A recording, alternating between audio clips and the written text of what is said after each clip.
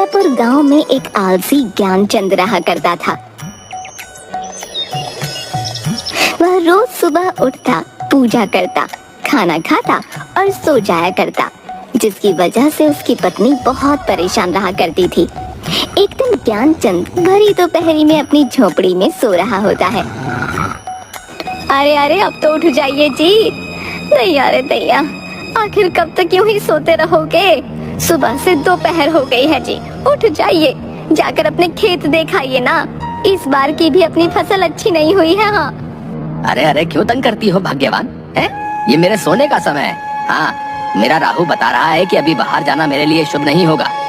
हाँ, अभी खेत में जाऊंगा तो जरूर कोई अपशगुन होगा। हाँ, तुम एक काम करो भाग्यवान, मेरे लिए भोजन ले आओ, मुझे बहुत भूख लगी है। जाओ जाओ लेकर आओ भोजन। हाँ। हे भगवान, दैया रे दैया, कैसा आलसी पति दिया है मुझे, जिसे बस सोना और खाना ही आता है। थोड़ी देर पहले अभी तो भोजन किया था आपने और अभी फिर से। हे भगवान, दिन भर में कोई तो काम करते नहीं आप। हाय हाय, किस आदमी के साथ बन गई मैं। दैया रे दैया।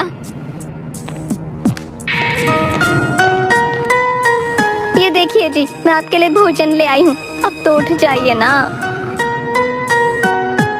अरे वाह वाह, कितनी अच्छी खुशबू है भोजन की। लाओ लाओ भाग्यवान, भोजन दो मुझे। वाह वाह वाह,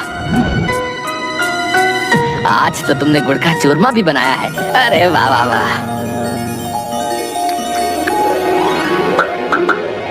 अरे वाह भाग्यवान, मजा आ गया, बहुत ही स्वादिष्ट भोजन बनाती हो तुम तो। हाँ, अरे वाह वाह, तुम्हारा तो कोई जवाब ही नहीं है भाग्यवान, बहुत ही मजेदार। हाँ।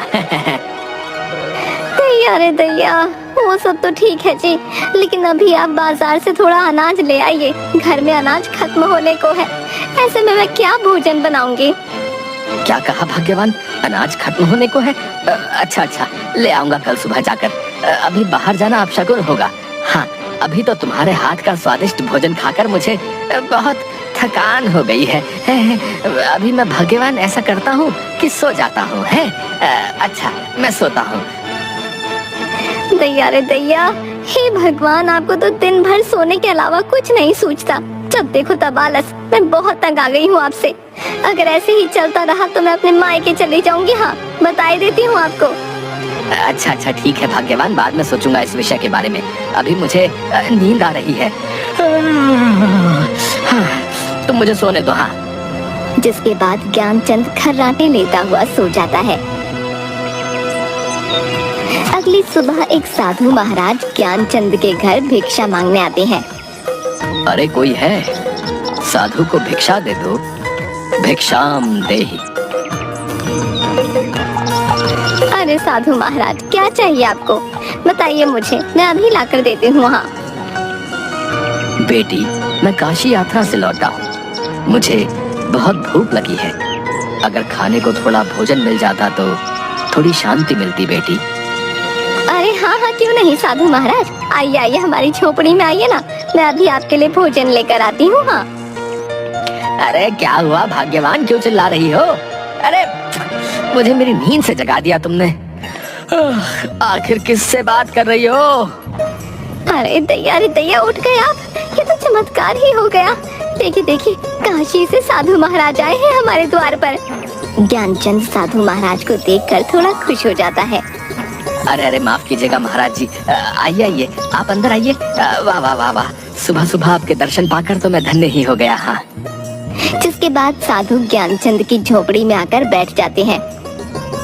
अरे भाग्यवान, जल्दी से महाराज के लिए भोजन लेकर आओ। जाओ जाओ जाओ, जल्दी जाओ, जल्दी से लेकर आओ। जाओ जाओ।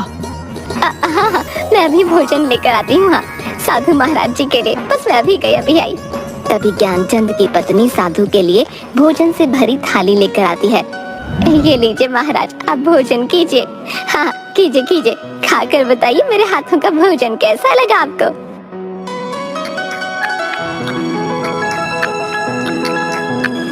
अरे वाह वाह, बहुत ही स्वादिष्ट भोजन था, मेरी तो आत्मा ही तृप्त हो गई बेटा। सच में तुम्हारी पत्नी के हाथों में तो माँ अन्नपूर्णा का स्वाद है। बेटी बहुत खूब, मैं बहुत खुश हुआ।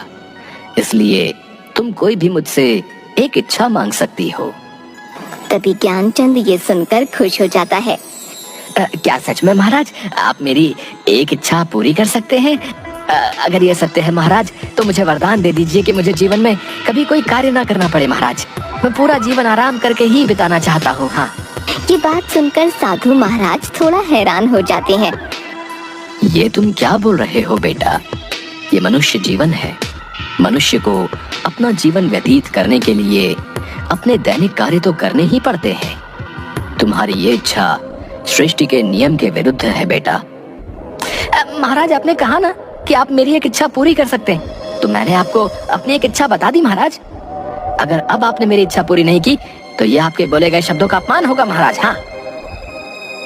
तभी ज्ञानचंद की ये बात सुनकर साधु थोड़ा सोच में पड़ जाता है। अच्छा तो ठीक है, अगर यही बात है तो हम तुम्हारी ये इच्छा अवश्य ही पूरी करेंगे। अब हम अपने शब्दों को वापस नहीं ले सकते हैं। हम तुम्हारी ये इच्छा अवश्य ही पूरी करेंगे।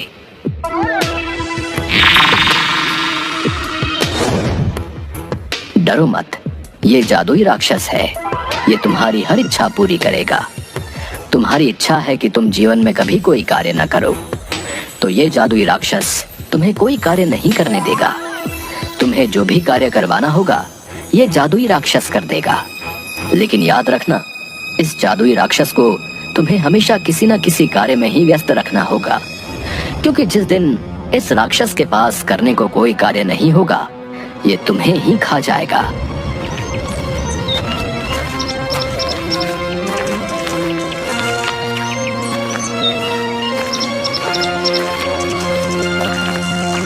तभी ये बात सुनकर ज्ञानचंद की पत्नी थोड़ा डर जाती है। तैयार है तैया? नहीं नहीं, ये आपने क्या कर दिया जी? अपने आलस में आकर साधु महाराज से कैसी मूर्ख इच्छा मांग ली। मुझे तो आपके लिए बहुत चिंता हो रही है जी। अगर किसी दिन इस भयानक दिखने वाले राक्षस ने आपको ही खा लिया तो मैं क्या करूंगी जी? अरे भाग्यवान, तुम व्यर्थ में ही चिंता कर रही हो। ऐसा कुछ नहीं होगा। अब तुम देखना मैं इस राक्षस से कैसे सारे कार्य करवाता हूँ। हाँ, अब तो मुझे कोई कार्य ही नहीं करना पड़ेगा भाग्यवान है, और तुम्हें भी मुझसे कोई शिकायत नहीं होगी। हाँ। ए मनुष्य, बोलो, मैं तुम्हारा क्या कार्य कर सकता हूँ? क्या आदेश है तुम्हारा? जल्दी बताओ, वरना मैं तुम्हें ही खा जाऊंगा। हाँ। जाओ जादुई राक्षस, बाजार जाकर अनाज की बोरियां ले आओ। जाओ जाओ, घर में अनाज की बोरियां नहीं है। हाँ हाँ ठीक है, अभी जाता हूँ, लेकर आता हूँ अनाज की बोरियां। और वह राक्षस अचानक से गायब हो गया और तुरंत ही अनाज की बोरी ले आता है, जिसे देखकर ज्ञानचंद और उसकी पत्नी हैरान हो जाते हैं। तैयार है तैया? अरे जादुई राक्षस, तुम इतनी जल्दी अनाज की बोरी ले आए? मेरी तो कुछ समझ नहीं आ रहा। मैं कोई साधारण राक्षस नहीं हूँ, बल्कि एक मायावी राक्षस हूँ। इसलिए जो भी तुम मुझे कार्य करने को दोगे उसे मैं अपनी मायावी शक्ति से पल भर में ही कर दूंगा। अब बताओ और क्या कार्य करना है, वरना मैं तुम्हें ही खा जाऊंगा। ज्ञानचंद थोड़ा सोच में पड़ जाता है। अच्छा अच्छा ठीक है, तुम यहाँ से मेरे खेत में जाओ और जाकर सिंचाई कर दो। जादुई राक्षस, जाओ जाओ। ठीक है, मैं तुम्हारे खेत की सिंचाई करके अभी आया। तैयार है तैया? सुनिए जी, मुझे तो बहुत डर लग रहा है। ये जादुई राक्षस तो सच में बहुत भयानक है जी। अगर सच में इसने आपको कुछ कर दिया तो? अरे भाग्यवान, तुम देख रही हो ये कितनी जल्दी मेरा बताया हुआ कार्य कर देता है। देखो, अगर ये मेरे साथ रहा तो मैं सदैव आराम से जीवन व्यतीत करूंगा। हाँ, तुम चिंता मत करो, ये मुझे कुछ भी नहीं करेगा। हाँ, मैं हमेशा ही इसे कोई ना कोई कार्य देता ही रहूंगा। हाँ। तभी वो राक्षस फिर से आ जाता है। हे मनुष्य, मैं तुम्हारे खेत की सिंचाई कराया हूँ। तुम्हारे खेत की सिंचाई करके मुझे बड़ा ही आनंद आया, लेकिन अभी मुझे बहुत जोरों की भूख लगी है। जल्दी से मेरे लिए भोजन का प्रबंध करो, वरना मैं तुम्हें ही खा जाऊंगा। अरे नहीं नहीं जादुई राक्षस, ये तुम क्या बोल रहे हो? इन्हें कुछ मत करना, मैं भी तुम्हारे लिए भोजन लेकर आती हूँ। हाँ। तभी ज्ञानचंद की पत्नी राक्षस के लिए खूब सारा अलग अलग तरह का खाना लेकर आती है। सारा भोजन चट कर जाने के बाद और भोजन लेकर आओ, जाओ। मुझे और भूख लगी है। जाओ मेरी भूख शांत करो। ज्ञानचंद और उसकी पत्नी दोनों ये सुनकर दुखी हो जाते हैं। अरे अरे, पूरे घर का राशन तो खा गया ये जादुई राक्षस। आखिर अब कैसे शांत होगी इसकी भूख। तभी उसकी पत्नी घर के बाहर लगे एक तुलसी के पेड़ के पास जाती है और बहुत बड़े पतीले में जिसमें खूब सारा दूध रखा होता है उसमें उन तुलसी के पत्तों को डाल देती है और उस दूध के पतीले को राक्षस के पास लेकर जाती है। ये लो जादुई राक्षस, इस दूध को पी लो, इस दूध से तुम्हारी भूख शांत हो जाएगी। जिसके बाद राक्षस सारा दूध पी जाता है और एक लंबी डकार लेता हुआ हाँ भाई, अब आया मजा। अब मेरी भूख शांत हो गई है। वाकई ये दूध बहुत ही स्वादिष्ट था। आनंद आ गया। अच्छा बताओ, अब क्या कार्य करना है तुम्हारा? जल्दी बताओ, वरना मैं तुम्हें खा जाऊंगा। अब ज्ञानचंद उसे कोई ना कोई काम बता देता और राक्षस झट से कर देता। लेकिन एक दिन ऐसा आया जब ज्ञानचंद के पास उस जादुई राक्षस को बताने के लिए कोई काम नहीं था। ऐसे में ज्ञानचंद बहुत दुखी हो गया। अरे भाग्यवान, ये मैंने क्या आफत अपने गले में डाल ली है। उस राक्षस को मैं जो भी काम देता हूँ वो राक्षस उसे बहुत शीघ्र ही कर लेता है। आज तो मेरे पास उसे देने के लिए कोई काम भी नहीं बचा। अब ऐसे में तुम ही बताओ मैं क्या करूँ। लगता है आज तो मुझे वो राक्षस खा ही जाएगा। हाय भाग्यवान, अब मैं क्या करूँगा। अब तो मैं तुम्हें छोड़कर उस राक्षस के पेट में जाने वाला हूँ। हाय हाय हाय। दैया रे दैया, आप चुप हो जाइए जी। मैंने आपसे कहा था वो जादुई राक्षस बहुत भयानक है, लेकिन आप चिंता मत कीजिए। मैं उस जादुई राक्षस को आपको कुछ नहीं करने दूंगी। हाँ, लेकिन आपको भी मुझसे वादा करना होगा। आज के बाद आप अपने सारे काम खुद ही करेंगे। हाँ। अरे हाँ भाग्यवान, मैं वादा करता हूँ आज से अपने सारे कार्य स्वयं ही करूँगा। हाँ, लेकिन तुम मुझे उस राक्षस का भोजन बनने से बचा लो भाग्यवान। अच्छा अच्छा ठीक है। अब आप देखना मैं उस राक्षस को आज कितना महत्वपूर्ण कार्य देती हूँ जिसे वो जादुई राक्षस कभी पूरा नहीं कर पाएगा। तभी वहाँ पर राक्षस आ जाता है और ज्ञानचंद से, हे मनुष्य, बताओ मुझे आज क्या कार्य करना है। जल्दी बताओ, वरना मैं तुम्हें ही खा जाऊंगा। अरे दैया, ओ जादुई राक्षस, आज मैं तुझे काम देती हूँ। मेरी झोपड़ी के पीछे एक मोती नाम का मेरा प्यारा कुत्ता रहता है। तुम जाओ और उस मोती की दुम को सीधा कर दो। जब तक उस मोती की दुम सीधी नहीं हो जाती तुम यहाँ वापस मत आना। हाँ। अच्छा ठीक है, मैं अभी जाता हूँ और उस मोती कुत्ते की दुम को सीधी करके अभी आता हूँ। अरे भगवान, ये क्या काम दिया तुमने उस जादू राक्षस को।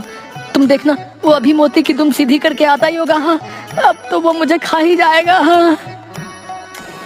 दैया रे दैया, आप भी ना बिल्कुल मूर्ख ही हैं। अरे भला कुत्ते की भी दुम कभी सीधी होती है?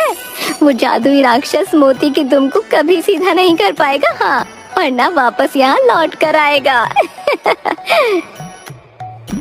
अरे वाह वाह वाह भाग्यवान, ये तो मैंने सोचा ही नहीं। अरे भाई वाह वाह, मान गया तुम्हें। क्या दिमाग लगाया तुमने भाग्यवान। हाँ भाग्यवान, बहुत ही अच्छा। हाँ, अब वो राक्षस वर्षों तक कभी मोती की तुमको सीधा नहीं कर पाएगा। हाँ। जिसके बाद अगले ही दिन से ज्ञानचंद अपने सारे काम खुद करने लगा, किसी आलस के बिना। और उधर जादुई राक्षस मोती के पीछे उसकी दुम को सीधा करने के लिए कई वर्षों तक यूं ही भागता रहा। न तो वह कभी मोती की दुम को सीधा कर पाया और न लौटकर ज्ञानचंद के पास आ पाया।